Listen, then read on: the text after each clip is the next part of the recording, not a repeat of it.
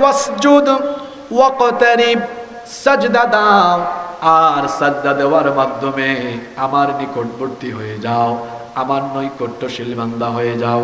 তাহলে আল্লাহর কোরআন আমাদেরকে এই বার্তা দিল, সাজদার মাধ্যমে কার নিকটবর্তী হওয়া যায়? সবাই বলেন কার? আপনারা যেন প্রতিদিন আল্লাহকে সাজদা দিয়ে দিয়ে আল্লাহর প্রিয় বান্দা হতে পারেন, এই জন্য দৈনিক 5 ওয়াক্তের নামাজের শিডিউল দিয়েছেন কে? 5 ওয়াক্ত নামাজের ভেতরে প্রতি রাকাতে কয়টা করে সাজদা আছে? কয়টা? প্রতি রাকাতে সাজদা কয়টা? প্রতি রাকাতে 2টা সাজদা আছে। যেহেতু সাজদার মাধ্যমে আল্লাহর প্রিয়, আল্লাহর নৈকট্যশীল বান্দা হওয়া যায়, এজন্য আল্লাহ ডেইলি 5 ওয়াক্ত নামাজের শিডিউল দিলেন। এটি এমন এক ইবাদত, বান্দা যখন সাজদায় পড়ে যায়, আল্লাহর নবী বলেছেন, আকরাবু মা ইয়াকুনুল আবদু মির রাব্বিহি ওয়া হুয়া সাজিদ। বান্দা যখন সাজদায় চলে যায়, তখন সে আল্লাহর এত কাছাকাছি চলে যায়, তখন আল্লাহ আর বান্দার মাঝখানে কোনো পর্দা থাকে না, একেবারে আল্লাহর কাছাকাছি হয়ে যায়। তাহলে সাজদার মাধ্যমে আল্লাহর নিকটবর্তী হওয়া যায়। আর সাজদা যেন ডেইলি 5 ওয়াক্ত নামাজে গিয়ে দিতে পারেন, এই জন্য আল্লাহ নামাজ দিলেন।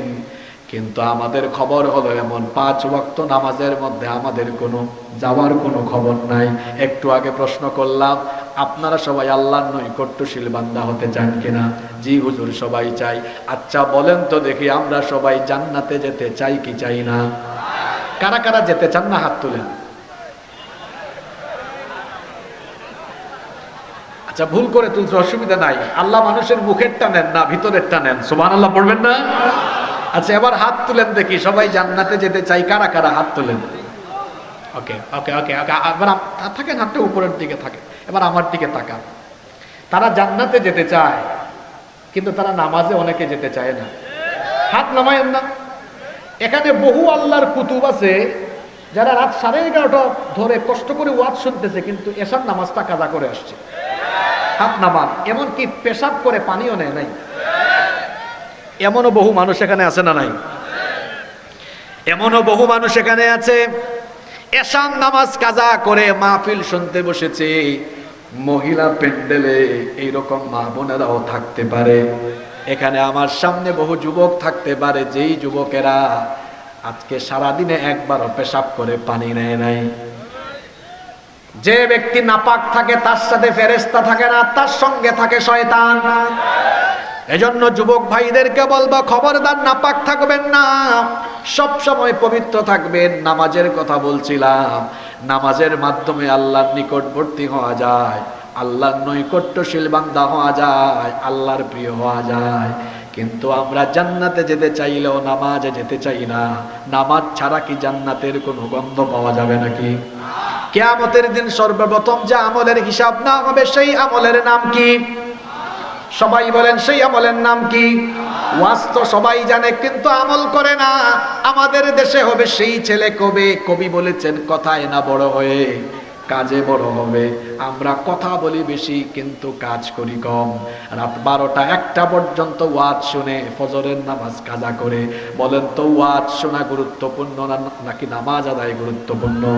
ওয়াজ শোনা নফল, নামাজ আদায় করা হলো ফরজ। আমার দেশে মাহফিলে মানুষ বেশি, কিন্তু মসজিদে মানুষ নামাজের জামাতে পাওয়া যায় না। যেই ব্যক্তি নামাজে যায় না, সেই ব্যক্তি আল্লাহর গোলামি করে না শয়তানের গোলামি করে? হাদিস শরীফ থেকে শোনাচ্ছি, আল্লাহর নবী বলেছেন, কোন ব্যক্তি যখন সাজদা দেয়, তখন শয়তান এই দৃশ্য দেখলে ইহতাজালা শাইতানু আনহু, শয়তান ওই ব্যক্তির কাছ থেকে দূরে চলে যায়। এই দৃশ্য দেখলে ফায়াবকি, সে কান্না করে। আর কোনো মানুষ যখন নামাজে আল্লাহকে সাজদা দেয়, তখন ইবলিস এটা দেখলে কাঁদে এবং কান্না করে, তার মন খারাপ হয়। আর কোনো মানুষ যখন নামাজে যায় না, ইবলিস এই দৃশ্য দেখে হাসতে থাকে। এই হাদিস আপনাকে আমাকে কি বার্তা দিল? তার মানে আমরা নামাজে গেলে আল্লাহ খুশি হন, ইবলিস বেজার হয়, সে কাঁদে। আর নামাজে না গেলে ইবলিস হাসে। কথা বুঝলে বলেন তো, নামাজে গেলে ইবলিস হাসে না কাঁদে? জোরে বলেন, হাসে না কাঁদে? আর নামাজে না গেলে ইবলিস কি করে? তো আপনারা কি দৈনিক 5 ওয়াক্ত নামাজ ছেড়ে দিয়ে আপনারা কি ইবলিসকে হাসাতে চান নাকি? যারা বললো না তাদের নিয়ত কি, মনে মনে তারা কি চায়? আপনারা কি 5 বার নামাজ ছেড়ে দিয়ে ইবলিসকে হাসাতে চান? নামাজে গেলে গোলামি হয় কার, আর না গেলে গোলামি হয় কার? যে ব্যক্তি নামাজ আদায় করে না তার পরিচয় হলো সে হলো শয়তানের খাস গোলাম। কারণ ও শয়তানের কথা শুনেছে। এই জন্য নামাজ ছাড়বেন না। নামাজ ছাড়া আল্লাহর প্রিয় বান্দা হওয়া যায় না। ওই যে মাহফিলের শুরুতে বলেছিলাম, ক্লাসের ভালো ছাত্র হয়ে শিক্ষকের প্রিয় হওয়ার জন্য যেমন ক্লাসে যাওয়া লাগে, পরীক্ষায় ভালো করা লাগে, আদবওয়ালা আখলাকওয়ালা হওয়া লাগে, ঠিক তেমনি আল্লাহর নৈকট্যশীল বান্দা হতে হলে নিজের মধ্যে এই রকম কিছু কোয়ালিটি ডেভেলপ করা লাগে, যেই কোয়ালিটির মাধ্যমে আল্লাহর নিকটবর্তী হওয়া যায়। এর মধ্যে 2 নাম্বার কোয়ালিটি হলো নামাজ ত্যাগ না করা, সব সময় নামাজ আদায় করা। সাজদাকারী বান্দাদেরকে আল্লাহ পছন্দ করেন এবং সাজদায় গেলে পরে বান্দা আল্লাহর এত নিকটবর্তী হয়ে যায়, হাদিসে এসেছে যে আল্লাহ আর বান্দার মাঝখানে তখন কোনো পর্দা থাকে না। এই জন্য নবীজি বলেছেন ফাআকতিরু ফিহি দুআ, সাজদার মধ্যে তোমরা বেশি বেশি দোয়া করো। কিন্তু আমার দেশের মুসলমানদের খাসলত হলো রুকু আর সাজদার মধ্যে তারা বেশি বেশি তাড়াহুড়া করে, আছে না নাই? অনেক মানুষ আছে নামাজে দাঁড়ালে তাদের দেখা যায় আরে বাপরে বাপ এত ব্যতিব্যস্ত হয়, কেমনে দেখেন রুকু সাজদা দেয়, আল্লাহু আকবার সুবহানাল্লাহ সুবহানাল্লাহ সুবহানাল্লাহ, এরকম আছে না নাই? কিছু কিছু মানুষের রুকু সাজদা দেখলে মনে হয় এত দ্রুত রুকু সাজদা দেয়, দেখলে মনে হয় ফিজিক্যাল এক্সারসাইজ করছে। এই রকম তাড়াহুড়া করে রুকু সাজদা করবেন না। সাজদায় গেলে একটু আস্তে আস্তে ধীরে ধীরে সাজদাটা দিবেন, সময়টা লম্বা করবেন। নবীজি বলেছেন সাজদার মধ্যে দোয়া কবুল হয়ে যায়। এই জন্য আল্লাহ নবী বলেছেন সাজদার মধ্যে বেশি বেশি দোয়া করো। মা বোনরা যারা আছেন মনোযোগ দিয়ে শোনেন, আপনারাও শোনেন। আমরা সাজদার মধ্যে তাসবিহ পড়ি সুবহান রাব্বিয়াল আ'লা, এতটুকুই পড়ি, আর কিছুই পড়ি না। কিন্তু আল্লাহ এতটুকু পড়লে নামাজ হয়, অসুবিধা হয় না। কিন্তু আল্লাহ নবী সাজদার মধ্যে সব সময় একটা দোয়া করতেন। এই আমলের ব্যাপারে আমরা অনেকে গাফেল। আমি আপনাদেরকে অনুরোধ করব, পারলে এই দোয়াটা আপনারা পড়বেন, বিশেষ করে নফল এবং তাহাজ্জুদে আরো বেশি বেশি করে পড়বেন। আল্লাহর নবী সাজদায় একটা দোয়া সব সময় করতেন, সেটা হলো আল্লাহুম্মা গফিরলি যামবি কুল্লাহু দিক্কাহু ওয়া জিল্লাহু ওয়া আউওয়ালাহু ওয়া আখিরাহু ওয়া আলানিয়াতাহু ওয়া সিররাহু। এত সুন্দর দোয়া, মানে হলো হে আল্লাহ আমার গোপন প্রকাশ্য প্রথম শেষ, প্রকাশ্য গোপন সব গুনাহ তুমি মাফ করে দাও। এই দোয়াটা করতেন মুহাম্মদ, আমরা বলি সাল্লাল্লাহু।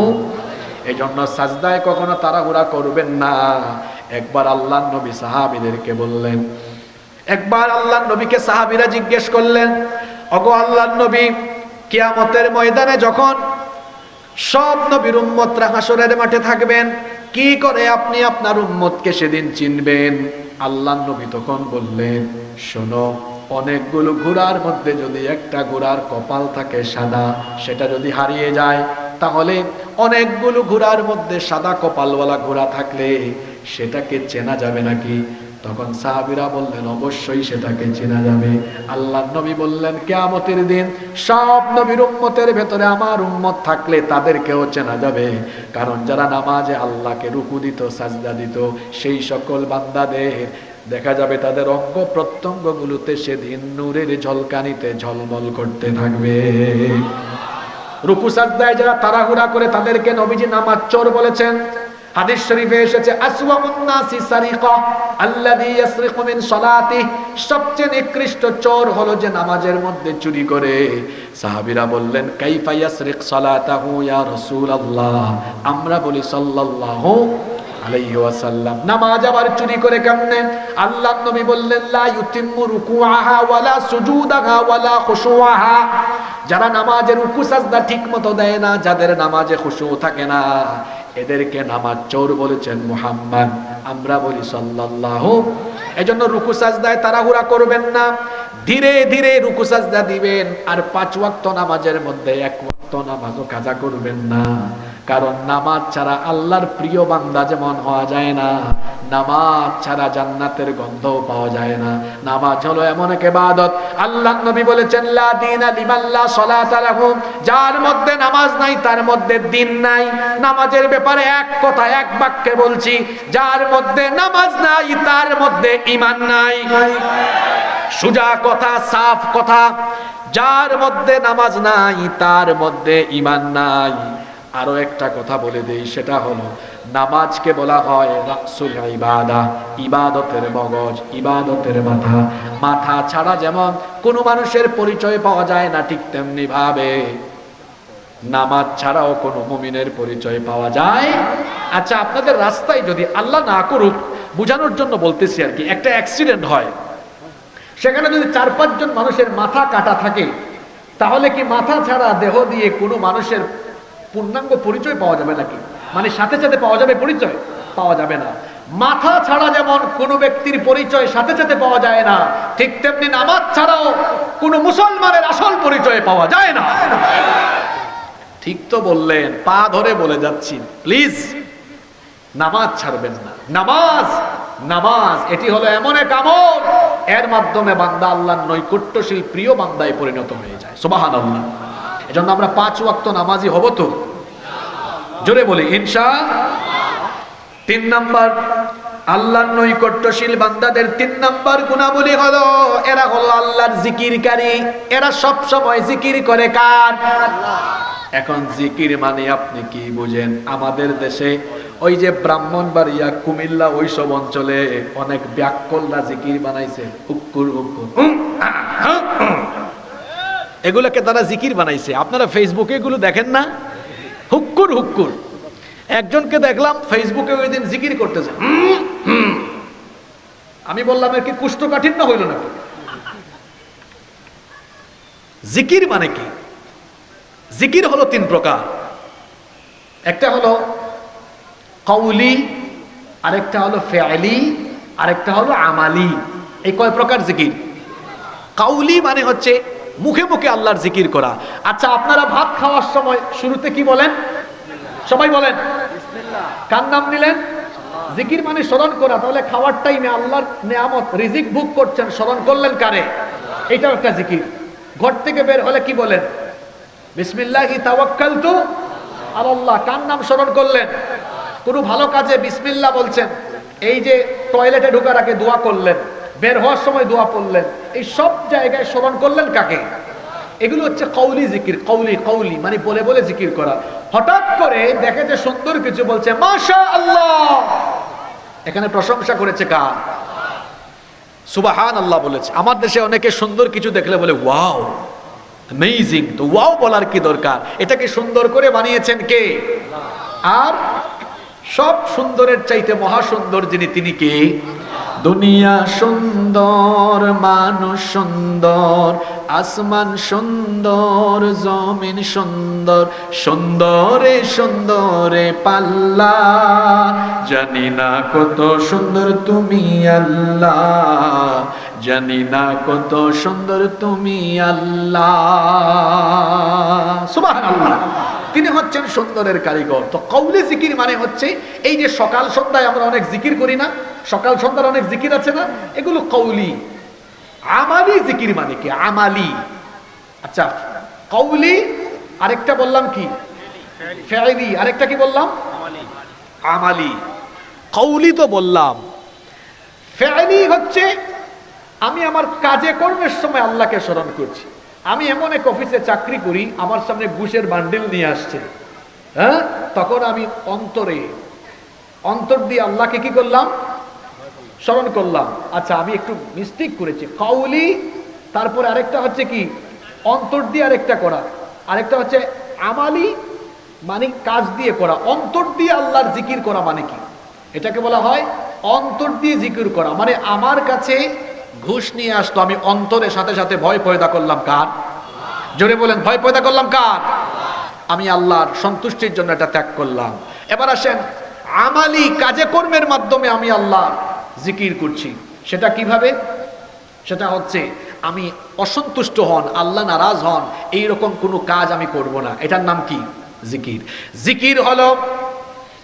জিকির হলো আল্লাহর সন্তুষ্টির পথে চলা, আল্লাহর আনুগত্যের পথে চলা, সর্বাবস্থায় আল্লাহকে স্মরণ করে জীবন পরিচালনা করা।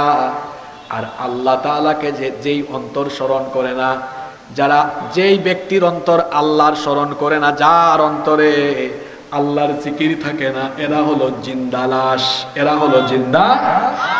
বরং যাদের অন্তরে আল্লাহর জিকির থাকে তাদের নাম মুমিন। এজন্য আল্লাহ বলছেন, ইন্নামাল মুমিনুনাল্লাযীনা ইযা যুকিরাল্লাহু ওয়াজিলাত কুলুবুহুম ওয়া ইযা তুলিয়াত আলাইহিম আয়াতুহু যাদাতুহুম ঈমানা ওয়া আলা রাব্বিহিম ইয়াতাওয়াক্কালুন। নিশ্চয়ই মুমিন হলো তারা, আল্লাহর জিকির বা আল্লাহর স্মরণ হলে যাদের অন্তর আল্লাহর ভয়ে কেঁপে উঠে, এরাই হলো মুমিন।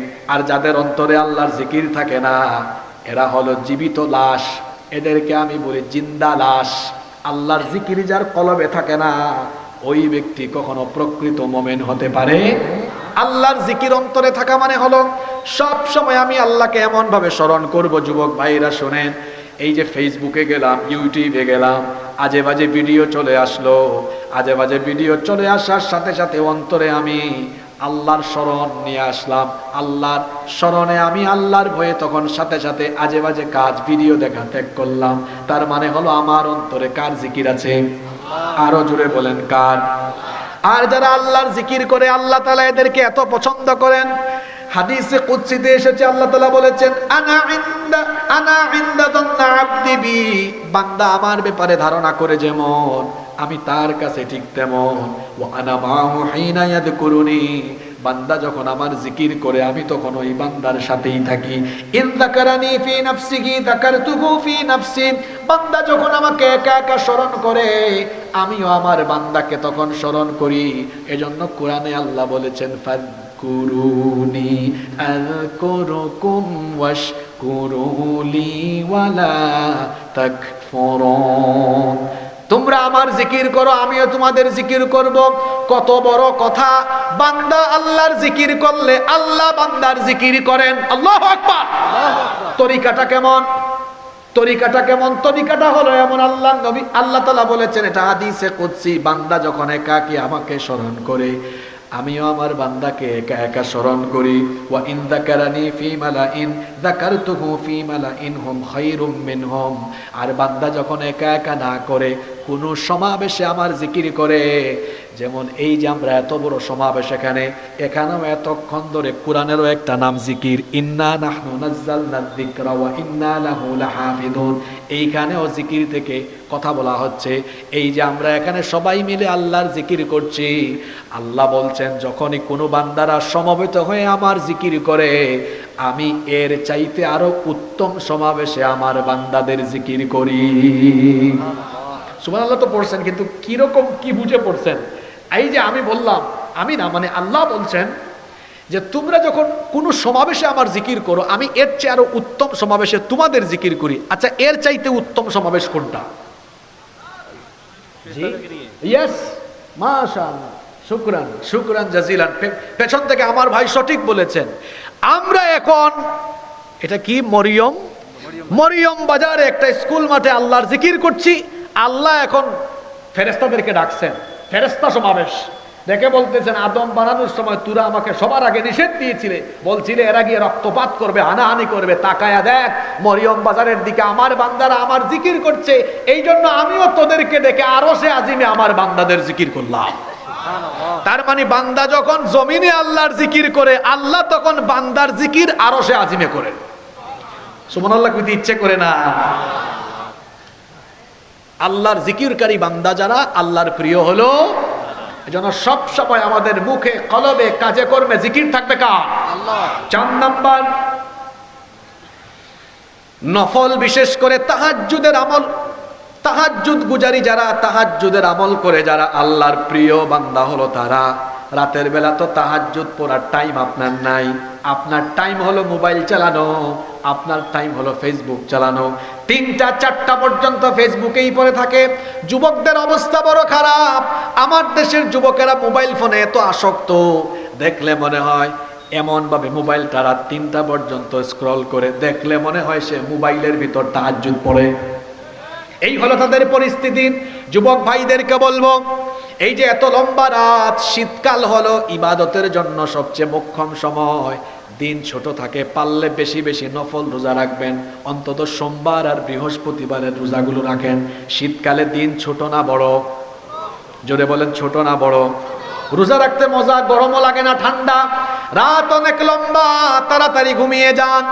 অর্ধেক রাতের পরে কিংবা রাতের 3 ভাগের 2 ভাগ চলে গেলে অথবা শেষ রাতে দাঁড়িয়ে যান, তাহাজ্জুদের নামাজে দাঁড়িয়ে যান। কারণ আল্লাহর নবী বলেছেন, বান্দা যখন ফরজ নামাজগুলো ঠিক রেখে সে যখন তাহাজ্জুদ গুজারি হয়ে যায়, সে তখন আল্লাহর প্রিয় হয়ে যায়। শুধু আল্লাহর প্রিয় হয় না, আল্লাহর এমন নৈকট্যশীল বান্দা হয়, এত পরিমাণ নৈকট্যশীল বান্দা হয়, আল্লাহ তাকে তখন ভালোবাসা আরম্ভ করেন। আর আল্লাহ যখন তাকে ভালোবাসেন, আল্লাহ বলছেন, ফাইদা আহবাবতুহু কুনতু সামাহুল্লাযী ইয়াসমাউ বিহি ওয়া বাসারাহুল্লাযী ইউবসিরু বিহি ওয়া ইয়াদাহুল্লাতী ইয়াবতিশু বিহা ওয়া রিজলাহুল্লাতী ইয়ামশি বিহা।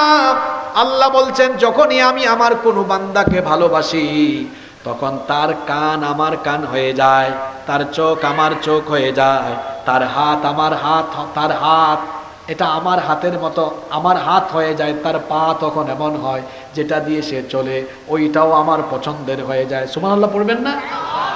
হ্যাঁ, সুবহানাল্লাহ তো পড়ছেন। এখন এই যে আল্লাহ বললেন তার কান আমার কান, তার হাত, তার চোখ আমার চোখ।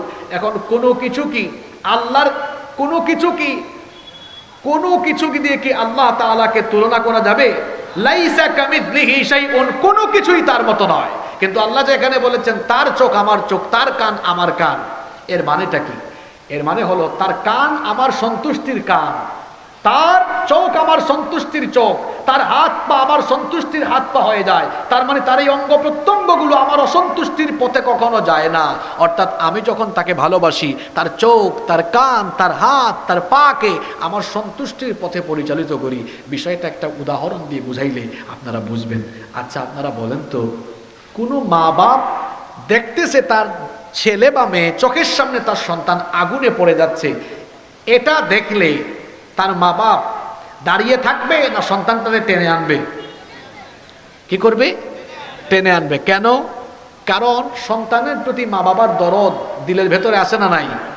পরিমাণটা কতটুকু? রহমতকে, দয়ামায়াকে, আল্লাহ ভালোবাসাকে 100 টুকরা করেছেন। 1 টুকরা আল্লাহ সবাইকে ভাগ করে দিয়েছেন, আর বাকি 99 টুকরা আল্লাহ তার নিজের কাছে রেখে দিয়েছেন। সুবহানাল্লাহ পড়বেন না?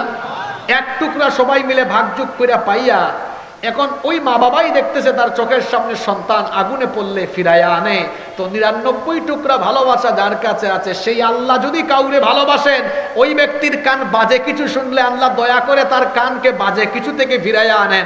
চোখ যদি বাজে দিকে যায়, আল্লাহ দয়া করে বাজে কাছ থেকে ফিরাইয়া আনেন। হাত পা আজে বাজে দিকে আগাতে থাকলে আল্লাহ দয়া করে তার হাত পাকে আল্লাহর সন্তুষ্টির পথে ফিরাইয়া আনেন। সুবহানাল্লাহ। আল্লাহ, তুমি আমাদেরকে তোমার এই প্রিয় ভাজন বান্দাদের কাতারে শামিল করে দাও, বলেন আমিন। আল্লাহর ভালোবাসার বান্দা হতে হলে 5 ওয়াক্ত নামাজের পাশাপাশি তাহাজ্জুদের আমল নিজের মধ্যে তৈরি করেন, তাহাজ্জুদের আমল ডেভেলপ করেন। এই জন্য আল্লাহর নবী বলেছেন, আলাইকুম বিকিয়ামিল লাইল, তোমরা রাতের নামাজকে নিজেদের জন্য অপরিহার্য করে নাও। ফাইন্নাহু দাবুস সালিহিনা ক্বাবলাকুম, কারণ এটা ছিল তোমাদের পূর্ববর্তীদের নেক আমল। ওয়া হুয়া কুরবাতুন ইলা রাব্বিকুম, এটা এমন আমল যেটা তোমাদেরকে তোমাদের রবের নিকটবর্তী করে দিবে।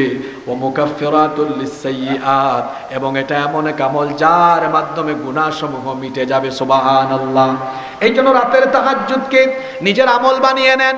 বিশেষ করে যুবক তরুণ ভাইদেরকে বলবো, রাতের বেলা দীর্ঘ রাত পর্যন্ত 3টা 4টা পর্যন্ত মোবাইল না চালায়া 3টা 4টা পর্যন্ত তাহাজ্জুদে পড়ে থাকেন। যারা তাহাজ্জুদের নামাজে পড়ে থাকে, শেষ রাতে যারা আল্লাহকে সাজদা দেয়, এরা হলো আল্লাহর প্রিয় বান্দা, এরা হলো মুমিন, এরা হলো আল্লাহ তাআলার নৈকট্যশীল এবং জান্নাতি বান্দা। আল্লাহ এদের পরিচয় কোরআনে এভাবে দিয়েছেন, ওয়াল্লাযীনা ইয়াবিতুনা লিরাব্বিহিম সুজদান ওয়া কিয়ামা। এরা রাতের বেলা রুকু সাজদা করে রাত কাটিয়ে দেয়। তাতাজাফা জুনুবুহুম আনিল মাদাজি', শেষ রাতে বিছানা থেকে তাদের পিঠ আলাদা হয়ে যায়। ইয়াদউনা রাব্বাহুম খাউফান ওয়া তামা, ভয় এবং আশা নিয়ে তারা তাদের রবকে ডাকতে থাকে। আল্লাহ এদের পরিচয় এভাবে দিয়েছেন, কানু কলিলাম মিনাল লাইলি মা ইয়াহজাউন ওয়া বিল আসহারি হুম ইয়াস্তাগফিরুন। রাতের বেলা এরা খুব কম সময় ঘুমায়, শেষ রাতে এদের পিঠ বিছানা থেকে আলাদা হয়ে যায়, তারা মোবাইল চালাতে চালাতে রাত কাটায় না। আল্লাহ বলেছেন, ওয়া বিল আসহারি হুম ইয়াস্তাগফিরুন, ইস্তেগফার করে করে ক্ষমা চাইতে চাইতে তারা তাদের রাত কাটিয়ে দেয়। এজন্য আল্লাহর প্রিয় হতে হলে শেষ রাতটা আল্লাহকে দিতে হবে। এই যে রাত হয়ে গেল, সবার দরজা বন্ধ হয়ে গিয়েছে, গভীর রাতে সবার দরজা বন্ধ হয়ে যায়, কিন্তু আল্লাহর রহমতের দুয়ার খোলা থাকে। সুবহানাল্লাহ পড়বেন না? ওয়াজ কমিটি এগুলা দেখেন আর শিক্ষা নেন। রাত 12টা হয়ে গিয়েছে, এত লম্বা সময় মানুষ বসবে কেন? তো অনেক আগে বসছে। আমাদেরকে এমন টাইমে বসান যখন মানুষের ব্রেন টায়ার্ড হয়ে যায়, অথচ আমাকে 9টা 9:30টায় দিলে মন ভরে আমিও কথা বলতে পারতাম, মানুষও মন ভরে মজা করে শুনে যাইতে পারত। ঠিক বলে কি হবে? এরা শিক্ষা নিবে না, এরা এমনই। এই জন্য আমি গতকালও বলেছি নীলফামারীতে, এই উত্তরবঙ্গে আগামী বছর থেকে শিডিউল পাইতে হলে ওখানে গিয়ে আরেক ঝামেলা তো হইছে। এটা আমি গতকালও বলেছি। মাহফিল নেয় একজন, গিয়ে দেখি মাহফিলের স্থান চেঞ্জ। এরকম হচ্ছে এবছর বিভিন্ন জায়গায়, বুঝতে পেরেছেন? এই রংপুরে একটাকে ধরছি আমরা গত 2-3 দিন আগে। সে আমার ডেট 3 জায়গায় দিছে। কয় জায়গায় দিছে? হ্যাঁ, মানুষকে বলছে, দোষ তো আসলে তার না, মানুষেরও দোষ। সে বলতেছে, হুজুর এই এলাকায় আমার মাধ্যমে কি দেয়? ডেট দেয়। হ্যাঁ, ডেট নিয়ে ডেট বেচছে উনার কাছে, উনি বেচছে উনার কাছে। হে নিজে কমিটি বানাইছে। ওই একজন ভাই বলছে দালাল। আমি তারে ধরছি। কিভাবে ধরছি? আমি মাহফিলে আসছি 10টায়, 9টার একটু পরে। কমিটি খুব বেজার আমার উপরে, বলতেছে, হুজুর আমরা আপনাকে 8:30টায় স্টেজ দিতে চাইছি যাতে 10টার আগে মাহফিল শেষ হয়, আপনি তো আসছেন 8:30টায়। বললাম, মিলন ভাই কোথায়, বাইজিৎ ভাই কোথায়? এরাই তো আমাকে বললো যে 10টার দিকে স্টেজ দিবেন। কই কিসের মিলন, কিসের বাইজিৎ? পরে আমি বললাম, কেন কল দেন তো, আপনাকে এরা আনতে গেছে না? আমি বললাম, কই, আমার তো কেউ আনতে যায় নাই, আমি তো আপনাদেরকে ফোন দিতে পাই না, আধা ঘন্টা ধরে মোবাইল বন্ধ, আমি গুগল ম্যাপ দিয়ে আসছি। দেখি আপনাদের এই 3 ভাইকে, কমিটির ভাইকে ডাকেন, এখন দেখে মোবাইল সবার বন্ধ। পরে দেখলাম 10টা হয়ে যাচ্ছে। আমি বললাম, ভাই চলেন ওয়াজ করি, বাকি সমাধান পরে হবে। পরবর্তীতে শেষ করে এনএসআই ডিবি দিয়া রাত 2টার সময় এদেরকে রংপুর শহর থেকে আমি বাইন্ধা ধইরা কমিটির কাছে দিচ্ছি। ওই ভিডিও আমার কাছে আছে। এইরকম করে দেখা যায় অনেক জায়গায় মানুষ কথা দিয়ে, এই যে বক্তারা মাঝে মাঝে অনেক বিরক্তি নিয়ে কথা বলে, কারণ বক্তাদেরকে কিছু মানুষ এইভাবে বিরক্ত বানায় ফেলছে। এই হচ্ছে অবস্থা। তো আমি বলছিলাম, মাহফিলে আপনারা প্রধান বক্তাকে 9টা থেকে 9:30টার ভিতরে উঠানোর চেষ্টা করবেন, দেখবেন মাহফিলও জমবে ইনশাআল্লাহ। কষ্ট হচ্ছে আপনাদের? হচ্ছে, আমি বুঝতেছি, আমিও আস্তে আস্তে শর্ট করছি। 4 নাম্বার হচ্ছে তাহাজ্জুদ গুজারি বান্দারা কার প্রিয়? 5 নাম্বার, যারা আল্লাহর কাছে বেশি বেশি চায় তারাও আল্লাহর কাছে প্রিয়। আল্লাহর কাছে যারা বেশি বেশি চায় তারা আল্লাহর প্রিয়। দেখেন, মানুষের স্বভাব হলো, আপনার কাছে কেউ যদি একবার চায়, আজকে চাইলে আপনি দিবেন, আগামীকাল চাইলে আপনি বিরক্ত হয়ে যাবেন, এটা মানুষের স্বভাব। কিন্তু আমার আল্লাহ হলেন এমন, আল্লাহর কাছে না চাইলে আল্লাহ বেজার হন, আর আল্লাহর কাছে বেশি বেশি চাইলে যতবার চাইবেন ততবার আল্লাহ আপনার উপর খুশি হয়ে যাবেন। এই জন্য আল্লাহর নবী বলেছেন, মাল্লাম ইয়াসআলিল্লাহ ইয়াগদাব আলাইহি, যে আল্লাহর কাছে চায় না আল্লাহ তার উপর নারাজ হন। ফা ইন্নাল্লাহা ইউহিব্বু আন ইয়াসআল, যে ব্যক্তি আল্লাহর কাছে চায় আল্লাহ তাকে পছন্দ করেন। এই জন্য আমরা বেশি বেশি চাইবো কার কাছে? বেশি বেশি আল্লাহর কাছে চাইবেন, দোয়া করবেন। অনেকে আছে অজাগা কুজাগায় গিয়ে চায়, সন্তান হয় না, মাজারে যায়, জীবিত পীর মৃত পীরের কাছে যায়। পীর কি বাচ্চা দিতে পারবে নাকি? সন্তান দেওয়ার মালিককে। আল্লাহর কাছে চান, হৃদয়ের যত আকুতি আছে, যত আবেদন আছে, সব আবেদন আল্লাহর কাছে বলেন। কারণ আমার রব হলেন এমন, না চাইলে তিনি বেজার হন, তার কাছে যত বেশি চাইবেন তিনি তত বেশি খুশি হয়ে যাবেন। 6 নম্বর হলো ইস্তেগফাররত বান্দাদেরকে আল্লাহ ভালোবাসেন। যারা বেশি বেশি তওবা ইস্তেগফার করে আল্লাহ তাদেরকে ভালোবাসেন। আমাদের খাসলত হলো এমন, আমরা চায়ের দোকানে বসে, মাঠে ঘাটে বসে মানুষের সমালোচনা করি, আমরা গীবত করি, চুগলখড়ি করি, কিন্তু সারাদিনে একবার ইস্তেগফার পড়তে পারি না। অথচ ইস্তেগফার হচ্ছে আমার নবীর দৈনন্দিন আমল। আমার নবী প্রত্যেকদিন 70 থেকে 100 বার ইস্তেগফার করতেন। আল্লাহু আকবার। অথচ তার জীবনে কোনো গুনাহ নাই, কোনো পাপ নাই, গুনাহের কোনো দাগ বা ছিটে ফোঁটাও নাই। কিন্তু বলেন তো, আমাদের সকলের জীবনে গুনাহের দাগ ছিটা ফুটা আছে না নাই? নবীর জীবনে গুনাহ নাই, তাও তিনি দৈনন্দিন ইস্তেগফার করেছেন 70 থেকে 100 বার। আর আমাদের জীবন গুনাহে ভরপুর। আমরা ইস্তেগফার করি কয়বার? প্রতিদিন 70 থেকে 100 বার ইস্তেগফার করবেন। পারলে পকেটের মধ্যে একটা তাসবিহ রাখবেন, সময় পেলেই তাসবিহর মাধ্যমে ইস্তেগফার করবেন। ইস্তেগফার করবেন, তাসবিহও লাগে না, এমনি তো ইস্তেগফার করা যায়। ইস্তেগফারের অনেক ফজিলত, ইস্তেগফারের মাধ্যমে আল্লাহর নৈকট্যশীল হয়ে যায়। এই জন্য সালেহ আলাইহিস সালাম তার সামুদ জাতিকে বলেছিলেন, আল্লাহ তাআলা কোরআনে কারীমের 11 নম্বর সূরা হুদের 61 নম্বর আয়াতে তুলে দিয়েছেন। তিনি তার জাতিকে বলেছিলেন, ফাস্তাগফিরুহু সুম্মা তুবু ইলাইহি ইন্না রাব্বি করিবুম মুজিব। আল্লাহ তাআলা বলছেন, সালেহ আলাইহিস সালাম তার জাতিকে বলেছিলেন, তোমরা আল্লাহর কাছে ইস্তেগফার করো, তওবা করো। যদি করো তাহলে জেনে রাখো, ইন্না রাব্বি করিব, নিশ্চয়ই আমার রব হলেন ইস্তেগফাররতদের নিকটবর্তী। ইস্তেগফাররতদের নিকটবর্তী তিনি। যারা ইস্তেগফাররত তারা আল্লাহর নৈকট্যশীল বান্দা। এবং ইস্তেগফাররত যারা থাকে এদেরকে সকল বিপদ থেকে বাঁচায়া দেন কে? এজন্য আল্লাহ সূরা আনফালের 33 নম্বর আয়াতে বলছেন, ওয়ামা কানাল্লাহু মুআযযিবাহুম ওয়া হুম ইস্তাগফিরুন। ইস্তেগফাররত বান্দাদেরকে আল্লাহ কখনো বিপদ দেন না, তাদের উপরে কোনো বিপদ থাকে না। বিপদ আসলে আল্লাহ বাঁচায়া দেন।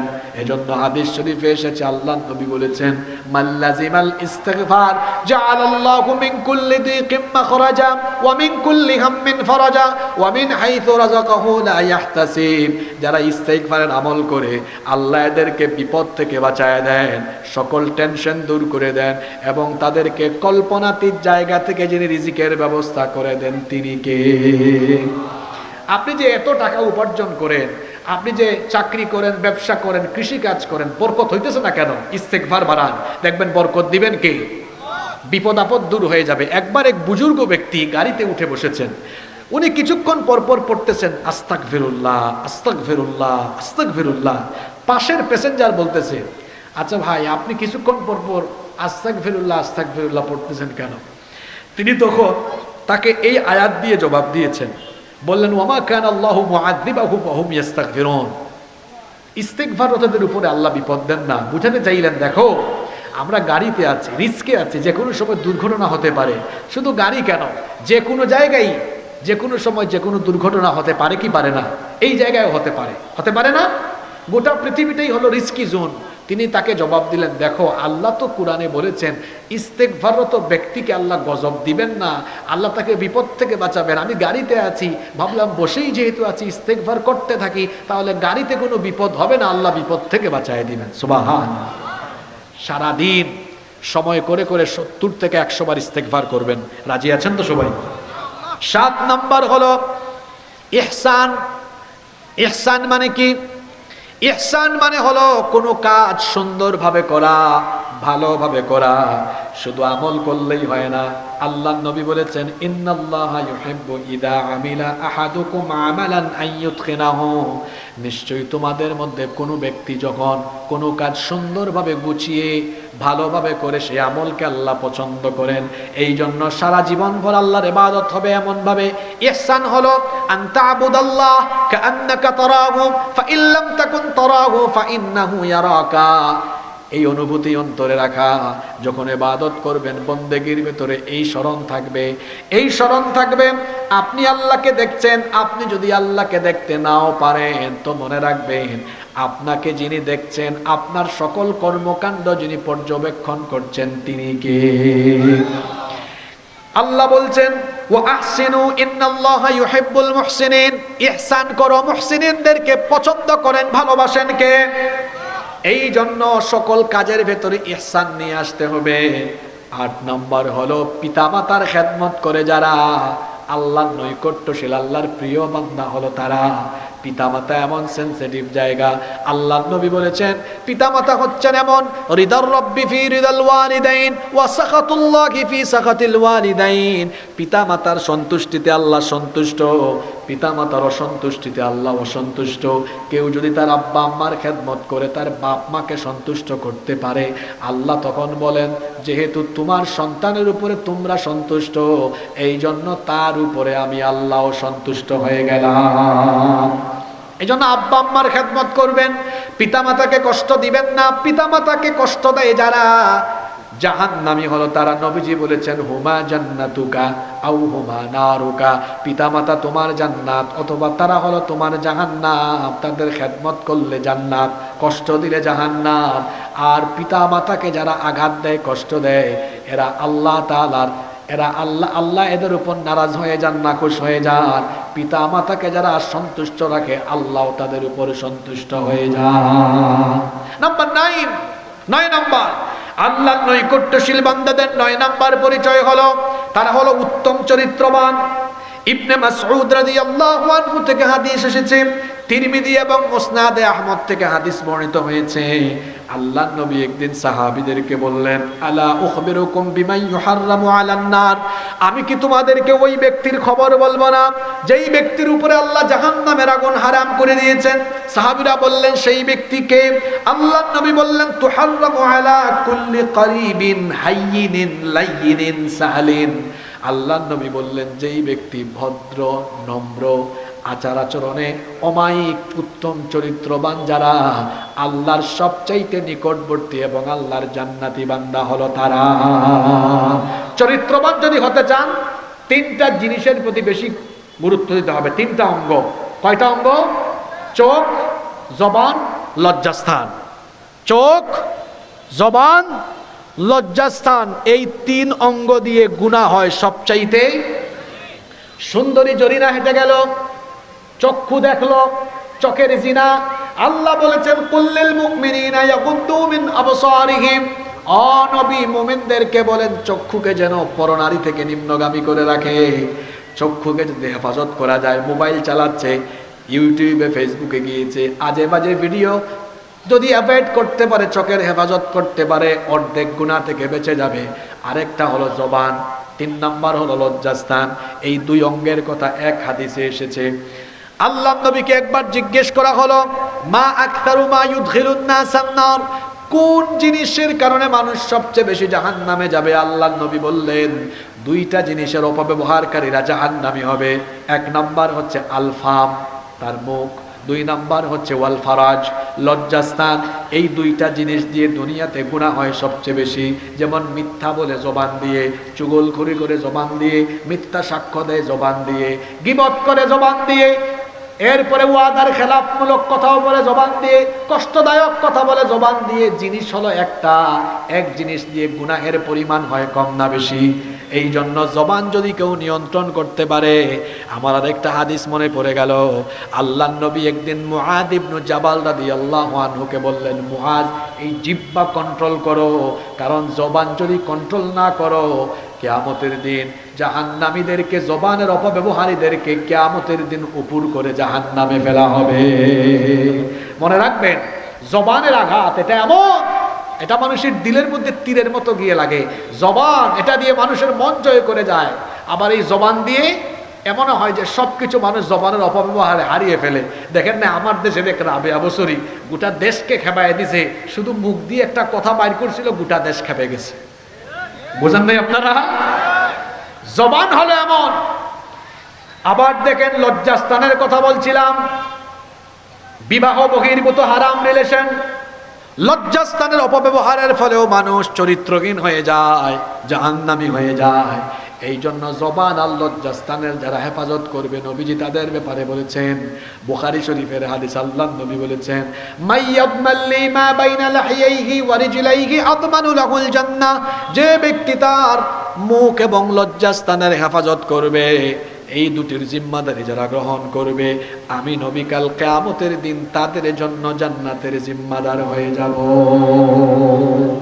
যুবক ভাইদেরকে বলছি, লজ্জাস্থানের অপব্যবহার করবেন না, জিনা ব্যভিচারে নিজেকে ধাবিত করবেন না।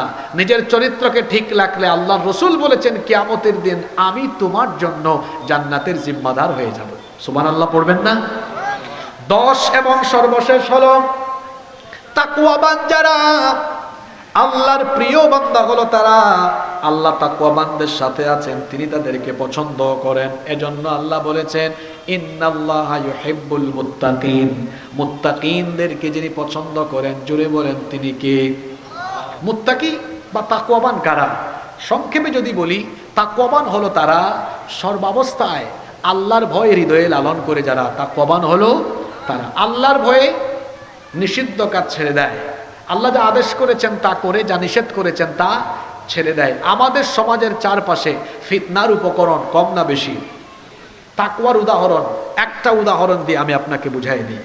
আপনাদের এলাকায় খাল বিল আছে না?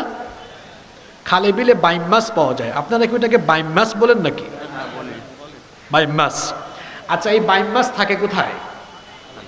না খালে থাকে, ঠিক আছে। এটা পানিতে ভেসে বেড়ায় নাকি কাদার ভিতরে থাকে? এটা কাদার ভিতরে থাকে, পানিতে ভেসে বেড়ায় না। কিন্তু বাইম মাছকে আপনারা কাদার ভেতর থেকে টেনে বের করে ওই মাছ রাখার পাত্রকে আপনারা কি বলেন? খলই না খালই? খলই। তো বাইম মাছকে কাদার ভেতর থেকে টেনে বের করে খলইয়ে রাখলে বলেন তো, বাইম মাছের শরীরে কি তখন কাদা দেখা যায় নাকি? পরিষ্কার। অথচ থাকলো কোথায়? তাকওয়াবান হতে হলে নিজেকে বাইম মাছের মতো বানাইতে হবে। মানে কি? আমাদের সমাজের চারপাশে পাপ আর গুনাহ কম না বেশি?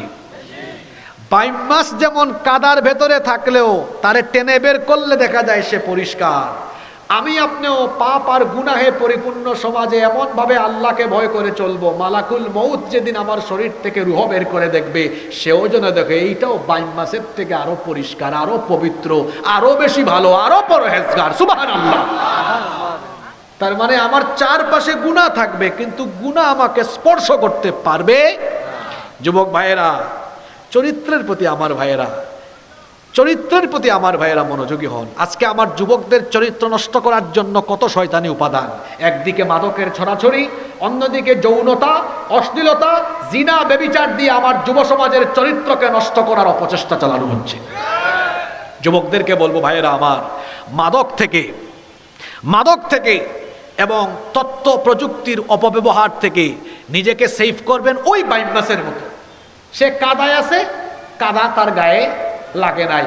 ঠিক তেমনি আমরা যারা যুবক আছি, চতুর্দিকে মাদকের ছড়াছড়ি, চতুর্দিকে জিনা, ব্যভিচার, অনলাইন অফলাইন জুয়ায়ের সয়লাব, চতুর্দিকে পাপ আর পাপ, গুনাহ আর গুনাহ, কিন্তু আমার অন্তরে আল্লাহর ভয় পয়দা করে চলবো, কোনো পাপ আমাকে স্পর্শও করতে পারবে না। আল্লাহু আকবার। এই মোট কয়টা অ্যাক্টিভিটিস, কয়টা গুণাবলীর কথা বললাম? এই 10টা গুণ নিজের ভেতরে নিয়ে আসতে পারলে আল্লাহর প্রিয় হওয়া যাবে, নইলে আল্লাহর প্রিয় হওয়া যাবে না। এক ছাত্র স্কুলে যায়, টিচার ক্লাসে পড়াচ্ছে আর সে মাঠের মধ্যে ক্রিকেট খেলায়, সে কি ভালো ছাত্র? ঠিক তেমনি ভাবে এই পৃথিবীতে কেউ আজানের টাইমে নামাজে যায় আর কেউ ঘুমায় থাকে অন্য কাজ করে। দুইজন কি সমান? একজন আল্লাহর প্রিয় আর একজন আল্লাহর নাফরমান বান্দা। আপনি সিদ্ধান্ত নেন আপনি নাফরমান হবেন না প্রিয় হবেন। একজন সুদও খায় না, ঘুষও খায় না, আর একজন সুদ খাইয়া ঘুষ খাইতে খাইতে তার অবস্থা খারাপ। আর একজন হালাল পথে চলে, দুইজন কি সমান? যে হালাল পথে চলে সে কার প্রিয়? আর যে সুদ ঘুষে আছে সে নাফরমান। সে কি? যে 10টা পয়েন্ট বললাম 10টা একটু রিভিশন করি। 1, ঈমান ডেভেলপ করে ঈমানের পথে চলা। 2 নম্বরটা মনে আছে? এই জন্য তো প্রশ্ন করছি, গুরুত্বপূর্ণ এটা। বলেন 2 নম্বরটা কি?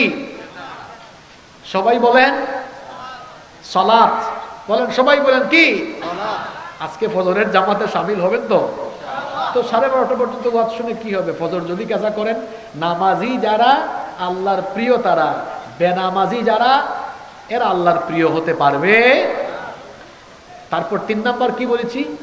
আল্লাহর জিকিরকারী বান্দা। 4 নাম্বার কি বলেছি? তাহাজ্জুদ গুজারি বান্দা। 5 নাম্বার কি বলেছি? যারা সব সময় আল্লাহর কাছে চায়।